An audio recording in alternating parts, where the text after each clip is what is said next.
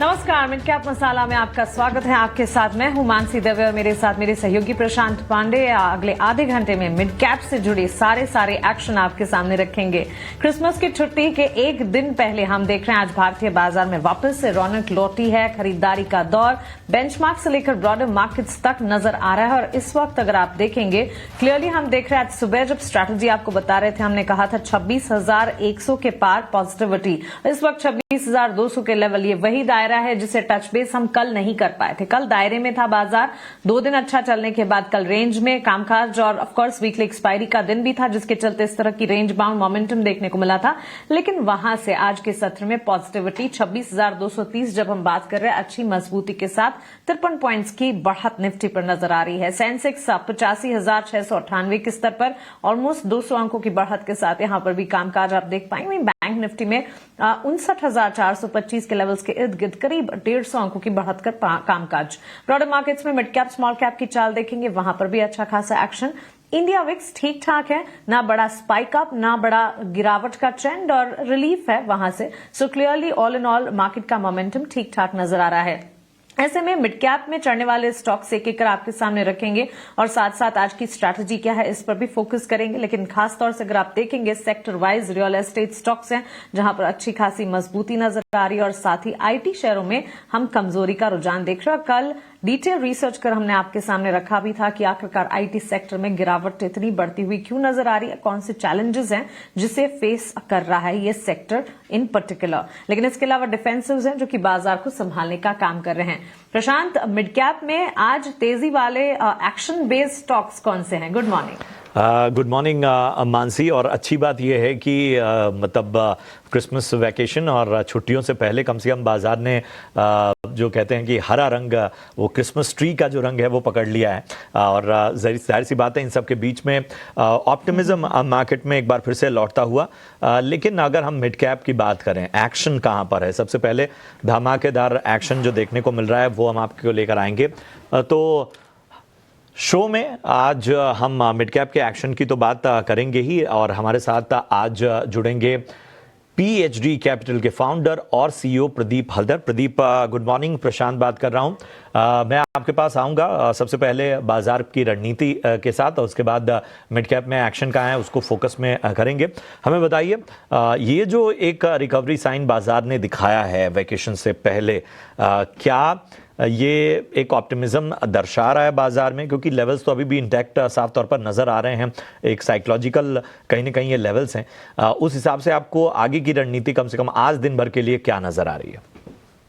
Hi, good morning everyone. And एक standard disclaimer देना चाहूंगा, जितने भी स्टॉक्स को लेके मैं आगे बात करने वाला हूँ, कोई भी स्टॉक्स में हमारा कोई पोजीशन नहीं रहता, इन कंपनी का भी कोई कंफ्लिक्ट ऑफ इंटरेस्ट नहीं रहता। ऐसे ही राय हम क्लाइंटों को भी देते हैं, हो सकता है कि उनके पोर्टफोलियो में हो।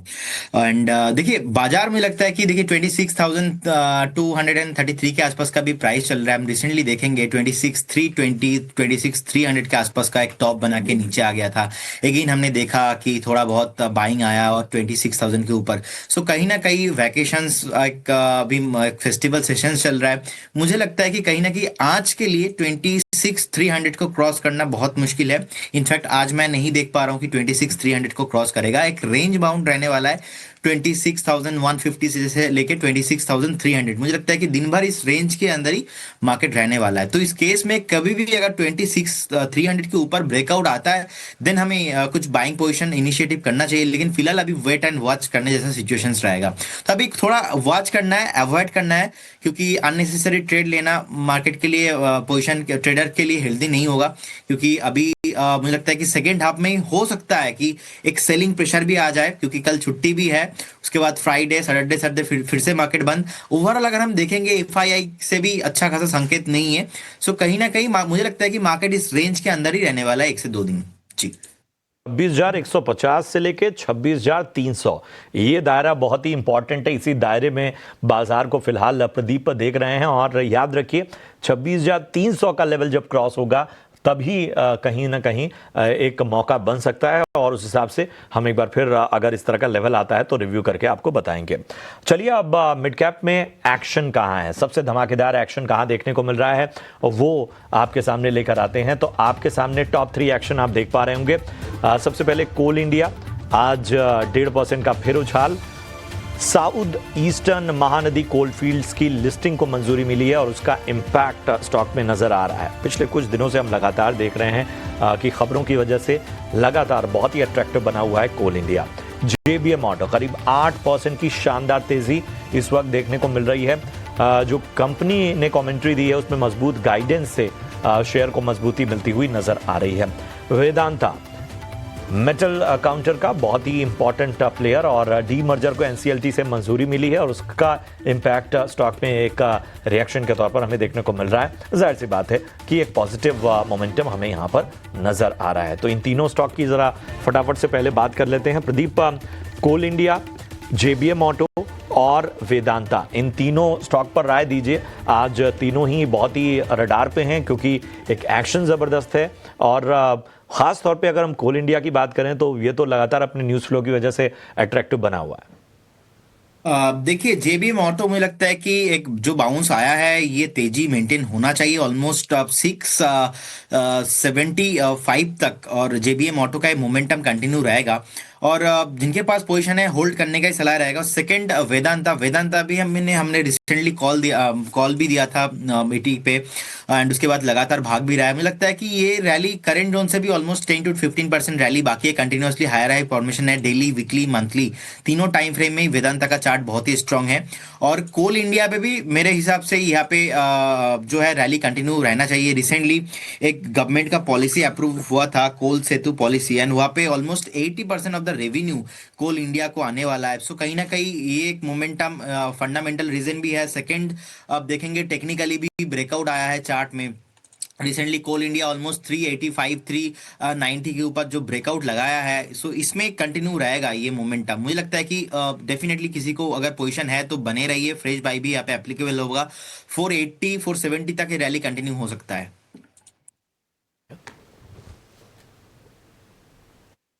480 तक भी रैली कोल इंडिया में कंटिन्यू होने के आसार नजर आ रहे हैं और डिविडेंड फ्रेंडली वैसे वेदांता का स्टॉक माना जाता है और लगातार हम देख रहे हैं आज के सत्र में भी नई ऊंचाई पर पहुंचा है और डीमर्जर को एनसीएलटी से जो मंजूरी मिली है उसका एक बूस्ट अप है। निवेश के मेगा ऐलान से काफी हद तक सपोर्ट है। एग्जिस्टिंग पोजीशन अगर है तो हमारे एक्सपर्ट की तरफ से जो राय दी गई है उसे बिल्कुल मेंटेन कीजिएगा और यहां से फर्दर अपसाइड इन स्टॉक्स में विजिबल नजर आती है। मिड कैप के एक्शन वाले स्टॉक्स ये हैं, लेकिन लार्जर प्लेयर्स में भी इस वक्त बाजार में जहां खरीदारी है, इस खरीदारी में सबसे ज्यादा मोमेंटम कहां से है?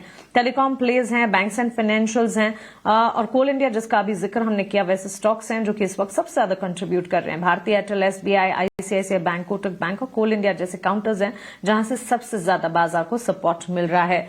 लेकिन प्रदीप, आपके स्टॉक स्पेसिफिक रिकमेंडेशंस आज कौन से होंगे वो भी हम जानना चाहेंगे। Good morning. Hi, good morning. Actually stock specific मेरा भी रिकमेंडेशन कोल इंडिया ही मैंने लेके आया था और मुझे लगता है कि कोल इंडिया करंट जोन से बाय करना चाहिए। रिसेंटली गवर्नमेंट का जो पॉलिसी अप्रूवल हुआ है कोल सेतु पॉलिसी, इसमें कोल इंडिया का बहुत बेनिफिट होने वाला है। एंड सेकेंड थिंग, बहुत टाइम से हमने देखा 395 390 का जो जोन है इसके ऊपर सस्टेन नहीं हो रहा था। इनफैक्ट इसके ऊपर सस्टेन हुआ, 400 एक रेसिस्टेंस था, 400 के ऊपर भी सस्टेन हुआ। अभी दूर दूर तक कुछ भी रेसिस्टेंस नहीं दिखाई दे रहा है। मुझे लगता है कि इजीली आपको कोल इंडिया यहाँ से एक मोमेंटम आते हुए दिखाई देंगे। अगर आप करंट जोन से भी बाय करते हो तो मुझे लगता है कि इजीली आपको 425 एंड 450 ये दोनों टारगेट तो इजीली मिलेंगे, लेकिन 480 से पहले कुछ भी रेसिस्टेंस नहीं है। आप एक व्यू बना लीजिए नेक्स्ट एक महीने का और एक स्ट्रिक्टली स्टॉप लॉस ऑफ 387 के आसपास मेंटेन कीजिए। कोल इंडिया करंट जोन से बाय करने का सलाह रहेगा। और एक स्टॉक मैं लेके आया था लेकिन कॉल देने के साथ साथ वो भाग चुका है और सेकंड कॉल देना पसंद करूंगा। कंपनी का नाम रहेगा जीएम बेवरेज, अभी 1088 के आसपास चल रहा है जीएम बेवरेज सो लिमिटेड। सो करंट जोन से मुझे लगता है कि बाय करना चाहिए। यहाँ पे ऊपर से थोड़ा बहुत हल्का हुआ था, उसके बाद धीमे धीमे एक पुल बैक देखने को मिल रहा है, डेड कैट बाउंस भी आया है और मुझे लगता है कि कहीं ना कहीं ये फॉलो अप बाइंग कंटिन्यू होना चाहिए। करंट जोन से बाय करने का सलाह रहेगा और एक स्ट्रिक्टली टारगेट रहेगा यहाँ पे 1130, सेकेंड टारगेट रहेगा यहाँ पे 1185। एक स्टॉप लॉस आपको 1045 के आसपास मेंटेन करके चलना है। और जिस तरीके से हमने देखा कि अभी सेंटा रैली चल रहा है, लोगों का मूड माहौल भी थोड़ा बहुत फेस्टिवल चल रहा है, सो कहीं ना कहीं इसमें एक हाई पॉसिबिलिटीज है रैली नेक्स्ट 4 से 5 दिन रहने वाला है जी। 1045 का एक स्टॉप लॉस मेंटेन करते हुए जीएम ब्रूवरीज एक कॉल है, करीब 5.25% के गेन्स है और यहां से फर्दर अपसाइड वेकेशन मोड और क्रिसमस के साथ साथ न्यू ईयर आते आते ये स्टॉक चलने के पूरे आसार नजर आते हैं। और साथ ही कोल इंडिया पर तो जिक्र कर भी रहे हैं हमारे एक्सपर्ट के भी पॉजिटिव फोकस रेडार पर। लेकिन इसके इतर मिड कैप के तेजी वाले स्टॉक्स की लिस्ट में प्रदीप एक और स्टॉक का जिक्र आपसे आपकी राय जानना चाहेंगे। A B capital, Aditya Birla capital के स्टॉक प्राइस को अगर आप देखें आज के सत्र में हम देख रहे हैं शार्प अपसर्ज, दिन की शुरुआत से ही 347 से ये स्टॉक चल पड़ा है, इस वक्त 355 पर टुवर्ड्स डे हाई पहुंचता हुआ 2.5% तक के गेन्स हैं। एबी कैपिटल पर राय क्या होगी? देखिए, एबी कैपिटल में हमने देखा 258 टू 60 से काप एंड हैंडल फॉर्मेशन पैटर्न बना था, उसके बाद से लगातार भाग रहा है। तो उस फॉर्मेशन का टारगेट था ऑलमोस्ट 340 350 के आसपास, जो कि ऑलरेडी अचीव है। अब 350 के बाद एक न्यू रैली यहाँ पे होने जा रहा है और मुझे लगता है कि ये रैली आपको 385 400 एंड अबव प्राइस को लेके जाएगा। जिनके पास पोजीशन है बिल्कुल बने रही, एक सुपर अप ट्रेंड में है, each and every time frame में पॉजिटिव है, डेली वीकली मंथली होल्ड करने का सलाह रहेगा। 335 के आसपास का एक स्टॉप लॉस मेंटेन कीजिए, बने रहिए, 400 एंड अबव जाने के लिए रेडी है।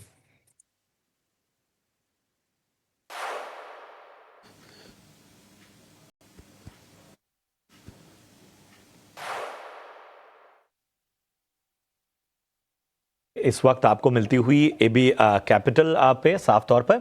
चलिए इन सब के बीच में अब ज़रा फोकस करते हैं बाकी स्टॉक्स पे भी। और आईटी शेयरों में आज फिर कमज़ोरी देखने को मिल रही है। आईटी शेयरों में आज हम देखें कोफोर्ज, पर्सिस्टेंट, टेक महिंद्रा, ये सभी जो हैं वो आज कमज़ोर होते हुए नज़र आ रहे हैं। और ये जो करेक्शन है वो पूरी तरह से आईटी सेक्टर पे और ज़्यादा गहराता हुआ नज़र आ रहा है। प्रदीप, ज़रा आईटी सेक्टर को अपने रडार पर ले आइए, क्या स्ट्रेटजी रखी जाए यहाँ पे?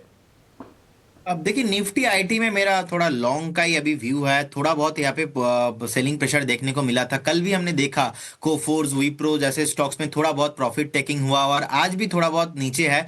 लेकिन अगर हम ओवरऑल देखेंगे निफ्टी आईटी इंडेक्स को, निफ्टी आईटी इंडेक्स आप देखेंगे 39,000 के आसपास का भी ट्रेड हो रहा है। रिसेंटली लास्ट एक साल पहले ऑलमोस्ट 45,000 46 के आसपास का टॉप बना के नीचे आ गया था। 31,500 32,000 के आसपास का एक बेस, एक बॉटम फॉर्मेशन हुआ, उसके बाद धीमे धीमे अभी ऊपर आ रहा है। मुझे लगता है कि अगर आपका view mid to long term है, अगर एटलीस्ट 2 क्वार्टर आप टाइम देना चाहते हो, तो फिर आप विप्रो, इन्फोसिस, टेक महिंद्रा एंड कोफोर्ज जैसे स्टॉक्स में पोजीशन बना के चलिए। लेकिन 1-2 हफ्ता 3 हफ्ता के लिए मत बनाइए। और अगेन आपको निफ्टी आईटी 46,000 45,000 के टॉप बनते हुए दिखाई देंगे। उस टाइम पे आपको जितने भी स्टॉक्स है आईटी में आपको ऊपर आते हुए दिखाई देंगे। नेक्स्ट अर्निंग सेशन के लिए भी मैं एक बार वेट करूंगा। सो व्यू इसमें थोड़ा मिड टू लॉन्ग टर्म का है, लेकिन पॉजिटिव ही रहेगा। तो mid to long term at least 2 quarter तो आप कहीं ना कहीं आईटी शेयरों में अपनी पोजीशन बनाकर चलिए, तभी बेहतर है। बहुत ही शॉर्ट टर्म जो है रणनीति यहाँ पर काम आने वाली नहीं है। चलिए अब बात करते हैं मिड कैप में दबाव कहाँ है। लूजर्स की लिस्ट आपके सामने लेकर आते हैं। तो मिड कैप में अगर हम बात करें गिरने वाले शेयरों की, तो आपके सामने लिस्ट लेकर हम आ रहे हैं। और आप देखेंगे आईटी की तो हमने बात कर ही ली, इसके अलावा डॉक्टर रेड्डीज में भी लगभग 1.5% की गिरावट हमें देखने को मिल रही है। सोना बीएलडब्ल्यू यहाँ पर हल्की गिरावट है और एसीसी आज फिर टूटता हुआ नजर आ रहा है। यहाँ पर लगभग 0.5% की कमजोरी नजर आ रही है। प्रदीप, हमें बताइए गिरावट वाले शेयरों की, जैसे मैंने बात की डॉक्टर रेड्डी, सोना बीएलडब्ल्यू, एसीसी जैसे स्टॉक का, यहाँ पर करेक्शन में कोई मौका कहीं पे? देखिए, मुझे लगता है कि डॉक्टर रेड्डी एक ऐसा काउंटर है, प्रोमिनेंट स्टॉक है और मुझे लगता है कि आपको यहाँ पे पोजीशन बिल्ड करना चाहिए। अभी 1263 के आसपास का प्राइस चल रहा है। थोड़ा नीचे खरीदना मेरे हिसाब से एक फेयर वैल्यूएशन हो सकता है। 1225 से लेके 1210 इस लेवल पे अगर आपको मिलता है तो आप ऐड करके जाइए, प्रोमिनेंट स्टॉक है। बाकी एसीसी का चार्ट अभी बहुत ही खराब है, मुझे लगता है कि अभी भी ये वीकनेस कंटिन्यू रहेगा और अवॉइड करना चाहिए। एंड एज वेल एज सोना बीएलडब्ल्यू को भी मुझे लगता है कि 488 के आसपास का भी प्राइस चल रहा है। सो आपको इजीली 470 465 के लिए एक बार वेट करना चाहिए। सो करेंट जोन से कोई भी स्टॉक्स नहीं है जहां पे आपको बाई करना चाहिए। Only for doctor Reddy, pharma से आता है, प्रोमिनेंट स्टॉक है। मुझे लगता है कि थोड़ा नीचे आता है तो बाय ऑन डिप आपको करके जाना चाहिए। चलिए, तो डॉक्टर रेड्डीज लैब ज़्यादा बेहतर नज़र आता हुआ और यहाँ पर आपको एक अहम राय मिलती हुई।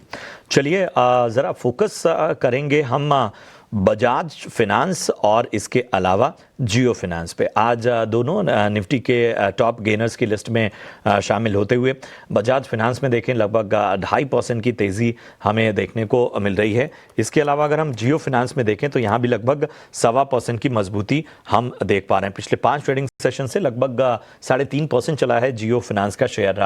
बताएं प्रदीप, जियो फिनेंस पे सबसे पहले राय दीजिए और इसके अलावा बजाज फिनेंस को भी अपने रडार पे लाइए। इन दोनों स्टॉक पर क्या रणनीति रखी जाए? देखिए, जियो फाइनेंस में मुझे लगता है कि बने रहना चाहिए अगर किसी का पोजीशन है। जिस तरीके के हमने देखा कि जियो के साथ ब्लैक रॉक का डील, वो सब न्यूज आया था उस टाइम पे टॉप बना रहा था ऑलमोस्ट 335 340। रिसेंटली थोड़ा बहुत नीचे आया है हेल्दी करेक्शंस के साथ, और मुझे लगता है कि रिजल्ट भी इस बार अच्छा आने वाला है। सो डेफिनेटली एक प्रोमिनेंट स्टॉक है, बने रहिए। फ्रेश बाय भी आप करके जाइए। अगर आप फ्रेश बाय करते हो तो व्यू थोड़ा बहुत आप 2 से 3 क्वार्टर का रख के मान के चलिए। उस केस में आपका 285 का एक स्टॉप लॉस रहेगा। अगेन आपको 335 350 ऑन द वे मुझे लग रहा है कि यहाँ से आपको बिल्कुल मिल सकता है। और बजाज फाइनेंस एक प्रोमिनेंट स्टॉक है, अभी 1036 के आसपास का प्राइस चल रहा है। रिसेंटली हमने देखा 1000 के आसपास का डिप भी लगाया, अगेन थोड़ा बहुत बाउंस बैक। अब बिल्कुल बने रहिए। यहाँ पे एक फ्लैग पैटर्न फॉर्मेशन हुआ है वीकली चार्ट में। मुझे लगता है कि इसका next target almost 1085 and second target 1150 तक जाने के लिए रेडी हो रहा है। तो दोनों स्टॉक ही स्ट्रिक्टली होल्ड करने का सलाह रहेगा। दोनों स्टॉक एक वैल्यू जोन पे है, फेयर वैल्यूएशंस पे है, आप बाई करके जा सकते हो करेंट जोन से भी।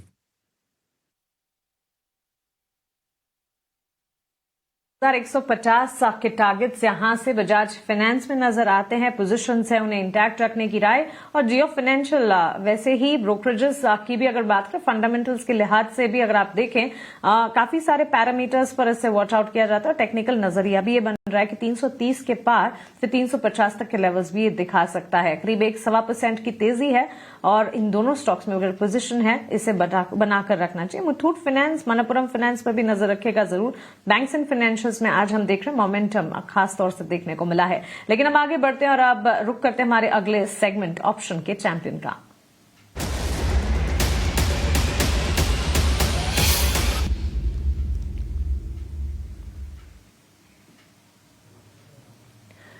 ऑप्शन के चैंपियन में आज एक दमदार रणनीति लेकर यस सिक्योरिटीज के लक्ष्मीकांत शुक्ला हमारे साथ जुड़ गए हैं। लक्ष्मीकांत जी, गुड मॉर्निंग, स्वागत है आपका ईटी नाउ स्वदेश में। बताएं आज के ऑप्शन का ट्रेड क्या है? सुबह मानसी जी, आज के ऑप्शन में हमने डालमिया भारत को चुना है। काफी लंबे समय के बाद ये स्टॉक फिर से एक ब्रेक थ्रू देता हुआ नजर आ रहा है अपने 200 डीएमए के ऊपर। तो मुझे लगता है कि यहाँ से एक अच्छा खासा पुल बैक मूव यहाँ पर देखने को मिल सकता है। एक शॉर्ट टर्म करेक्शन देखने को मिला था अभी कुछ दिन पहले, बट जिस तरीके से पिछले 3 दिनों में यहाँ पे हाई टॉप हायर बॉटम का फॉर्मेशन है, वो यही दर्शाता है कि ये जो पुल बैक मूव है आगे की ओर बढ़ सकता है। तो यहाँ पर हमने 2100 के कॉल ऑप्शन को बाय करने का रिकमेंडेशन दिया है, जो कि हमें फिलहाल मिल जाएगा अराउंड द लेवल्स ऑफ 25-26 के आसपास। एक्सपेक्टेड टारगेट 45 रुपीज के हैं और स्टॉप लॉस हमें रखना है 5 रुपीज का। लॉट साइज को देखते हुए जो मैक्सिमम रिस्क बन रहा है वो बन रहा है 6500 का, और अगर टारगेट अचीव होते हैं तो जो मैक्सिमम रिवॉर्ड है वो 13,000 रुपीज का आता हुआ दिखाई दे रहा है। एब्सोल्युटली लक्ष्मीकांत जी, बहुत शुक्रिया आपका हमारे साथ जुड़ने के लिए और सवाल ये ऑप्शन का ट्रेड में बताने के लिए। डालमिया भारत 2100 की कॉल खरीदने की राय। दिसंबर कॉन्ट्रैक्ट लक्ष्य 45 का, स्टॉप लॉस का 5 का मेंटेन कीजिए। वर्कआउट करने पर अधिकतम मुनाफा 13,000 का होने की संभावना। अगर रिवर्स जाती है तो 6,500 का नुकसान भी हो सकता है। ऑप्शन ट्रेड को लेकर एक स्टैंडर्ड डिस्क्लेमर आपके स्क्रीन पर आ जाएगा। ऑप्शन में ट्रेडिंग जो है वो रिस्की हो सकती है और इसी वजह से हम लगातार हमारे व्यूअर्स को कहते हैं कि अपने एडवाइजर्स, अपने सलाहकार से सलाह लें और उसी के बाद ऑप्शन ट्रेड में उतरें, क्योंकि यहां पर अगर ठीक से रिसर्च ना की जाए तो फिर ये ट्रेड रिस्की भी हो सकता है। बहरहाल लक्ष्मीकांत जी के कॉल आपके स्क्रीन पर और एफएनओ ट्रेडिंग पर हमारा स्टैंडर्ड डिस्क्लेमर भी। आपसे प्रदीप एक सवाल डिफेंस और शिप बिल्डिंग स्पेस पर मैं जानना चाहूंगी। Bharat dynamics limited, Cochin shipyard जैसे स्टॉक्स हैं जहां पर हम देख रहे हैं अच्छी खासी मजबूती, और मिड कैप में लार्जर प्लेयर्स जहां पर अच्छा खासा एक्शन है इन स्टॉक्स में, ये स्टॉक्स शामिल हैं। बीडीएल का स्टॉक प्राइस इस वक्त अगर आप देखें 1486 के स्तर पर, क्या राय होगी? देखिए, मुझे लगता है कि बने रहना चाहिए। इंटर डिफेंस में मेरा पॉजिटिव व्यू है। इनफैक्ट सामने बजट भी आ रहा है अभी। इनफैक्ट बीडीएल का स्टॉक्स में एक चीज अगर हम अच्छे से ऑब्जर्व करेंगे कि बहुत ही हाई बीटा काउंटर है। लास्ट टाइम जब हमने देखा था कि टॉप किया था 1800 के आसपास, उसके बाद 49% नीचे आया, अगेन बाउंस बैक करके टॉप करके आया। इस बार क्या हुआ था, इस बार ऑलमोस्ट 2000 के ऊपर आया था, अभी भी 51% नीचे आने के बाद अगेन फिर से एक पुल बैक देखने को मिल रहा है। सो कहीं ना कहीं ये पुल बैक मुझे लगता है कि कंटिन्यू होना चाहिए। बेचने का अभी टाइम नहीं है, बिल्कुल बने रहिए। और इस बार तो डिफेंस को लेके कुछ हाई पॉसिबिलिटीज है कि अनाउंसमेंट भी हो सकता है। तो इस केस में मुझे लगता है कि इजीली 1750 1800 एंड अबव प्राइस आते हुए दिखाई देंगे। सो बिल्कुल बने रहिए। कोचिन शिपयार्ड में भी मुझे लगता है कि अच्छा खासा नीचे से एक बेस फॉर्मेशन अभी हो रहा है। इनफैक्ट बेस अभी तो कंफर्मेशन नहीं है, लेकिन जिस तरीके का पुल बैक धीमे धीमे आ रहा है, लग रहा है कि फिर से ये जो है बाउंस बैक कंटिन्यू होगा। तो Cochin shipyard and BDL and inter defence pack पे मेरा पॉजिटिव व्यू है, होल्ड करने का सलाह रहेगा। और एक अपडेट देना चाहूंगा, अभी जो मैंने कॉल दिया था जीएम बेवरीज, इसका फास्ट टारगेट आ चुका है। इनफैक्ट इसमें आग लग चुका है अभी। एक बार पार्शियल प्रॉफिट बुक करने का सलाह रहेगा। सेकंड टारगेट के लिए अभी ओपन है। तमाम टारगेट्स भी हिट होते हुए प्रदीप के, और वहां पर आप खास तौर पर नजर रखिए। चलिए, इन सब के बीच में अब बढ़ते हैं आगे और अब आपके लिए लेकर आते हैं मिड कैप के महारथी।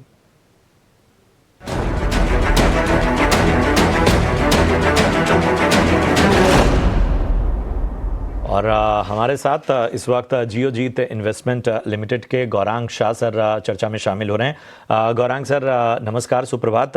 बताइए, आज महारथी शेयर आपने कौन सा चुना है? धन्यवाद आप सबका मंच पर आमंत्रित करने के लिए। सभी को प्रणाम और शुभ प्रभात।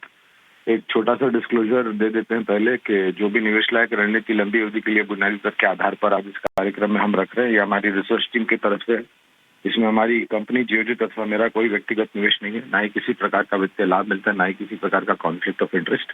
लेकिन इसी स्तर पर राय हमारे क्लाइंट्स को देते हैं, संभव है उनका निवेश हो। तो कैपिटल गुड्स इंजीनियरिंग क्षेत्र से जुड़ी हुई एक छोटी मझौली कंपनी है जिसका नाम है V8 टेक वबैग। यहाँ पर खरीदारी की राय है। ये company water treatment, desalination, affluent water treatment, sewage water treatment वगैरह में काम करती है। भारत और खाड़ी देशों में इनका अच्छा खासा कामकाज है और हाल ही में कुछ समय पहले इनको एक अच्छा खासा ऑर्डर भी मिला था खाड़ी देशों में से। क्षमता, काबिलियत, अनुभव सभी मापदंड में देखने जाए तो ऑर्डर बुक एग्जीक्यूटिव करने के लिए काफी सक्षम है ये कंपनी। लंबी अवधि के लिए अनुमानित लक्ष्यांक करीबन 1850 के आसपास के निर्धारित किए हैं। अगर नतीजे अच्छे आए तो इस लक्ष्यांक में परिवर्तन होगा। 50 के लक्ष्य के लिए खरीदारी करके चलने की सलाह वाटिक वबाग में। बहुत बहुत धन्यवाद गौरांग सर इस चर्चा में जुड़ने के लिए और कमाई के मौके बताने के लिए। चलिए, इसी के साथ प्रदीप, आपका भी बहुत बहुत शुक्रिया। बहुत बेहतर रणनीति और तमाम जो है वो कमाई के मौके आपने दर्शकों को बताए, उसका बहुत बहुत धन्यवाद। मुझे और मानसी को फिलहाल आप इस शो में इजाज़त दे सकते हैं, लेकिन ईटी नाउ स्वदेश पर एक्शन बरकरार है। ब्रेक के उस पार आपको कमोडिटी का सारा एक्शन जानने को मिलेगा। बने रहिए हमारे साथ। नमस्कार।